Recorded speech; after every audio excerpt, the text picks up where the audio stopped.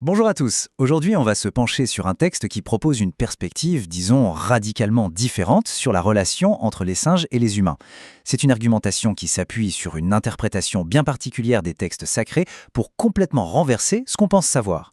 Alors voilà comment on va procéder. On va d'abord regarder l'idée principale, la thèse centrale. Ensuite, on verra comment l'auteur construit son argument contre l'évolution. Puis on examinera les preuves qu'il tire du Coran.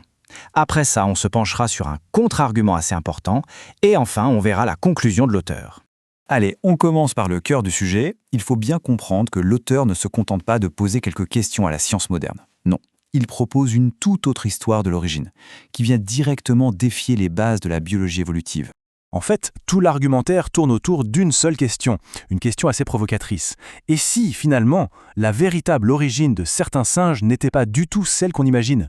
Et là, l'affirmation est pour le moins surprenante. Ces singes-là ne seraient pas le résultat de millions d'années d'évolution, non. Ils seraient les descendants d'humains, plus précisément d'anciens Israélites qui auraient été transformés par Dieu en guise de punition divine. Bon, une fois cette thèse posée, une thèse quand même très audacieuse, l'auteur s'attaque logiquement à l'obstacle numéro 1, celui auquel on pense tous, la théorie de l'évolution de Darwin. On a ici deux histoires qui s'affrontent, deux récits complètement irréconciliables. D'un côté, la science nous dit que l'homme descend d'un ancêtre commun avec le singe. De l'autre, cette théorie affirme que certains singes, eux, descendent de l'homme. Pour l'auteur, il n'y a aucun compromis possible. L'une est une erreur, l'autre est la vérité. Mais attention, et c'est là que ça devient vraiment particulier. L'auteur ne se contente pas de critiquer la science de Darwin. Il va plus loin. Il attaque l'homme lui-même. Il suggère que la théorie de l'évolution ne serait pas le fruit d'observations scientifiques, mais plutôt une invention née de la colère et du dépit. Alors, une fois Darwin mis de côté, l'auteur se tourne vers sa propre source de vérité, ce qui constitue pour lui le fondement de toute sa thèse, les versets du Coran. La toute première preuve vient de la sourate Al-Maïda. Il y est écrit noir sur blanc que Dieu a transformé un groupe de personnes en singes et en porcs. Ça pose le principe même de la métamorphose. Le deuxième verset, tiré de la sourate Al-Baqarah, est encore plus précis. Il lie directement cette transformation au fameux transgresseur du sabbat. Et enfin, un troisième verset de la sourate Al-Araf vient en quelque sorte enfoncer le clou. Pour l'auteur, ces trois versets confirment que cette transformation n'est pas une simple métaphore, mais bien un événement historique, un fait réel. Mais là, évidemment, une question se pose, et l'auteur le sait bien. D'accord, ces humains ont été transformés en singes, mais est-ce qu'ils ont pu avoir des enfants? Est-ce que leur lignée a pu continuer? C'est une question absolument cruciale pour toute la théorie.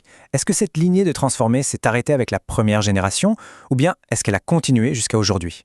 Et c'est là que l'analyse devient fascinante. Regardez comment l'auteur présente le débat.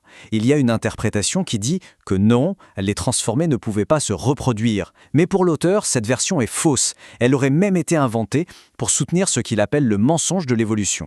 Il oppose à cela une autre interprétation qu'il juge plus authentique. Donc selon le texte, non seulement ils pouvaient se reproduire, mais c'était précisément ça, le cœur de leur punition. Le châtiment, c'était de voir leur propre descendance, génération après génération, porter la marque de leur faute originelle.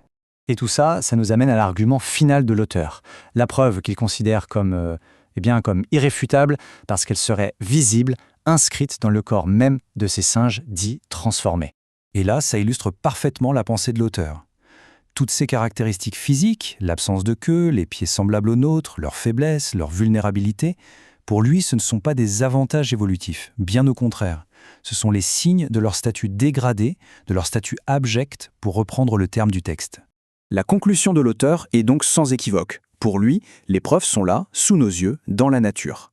Et son interprétation est la seule qui soit vraiment fidèle à une lecture littérale et directe des Écritures. Au final, toute cette exploration nous laisse avec une question assez vertigineuse. Comment est-il possible que deux systèmes de connaissances aussi importants que la science et la foi puissent aboutir à des récits aussi radicalement opposés sur nos origines à tous ?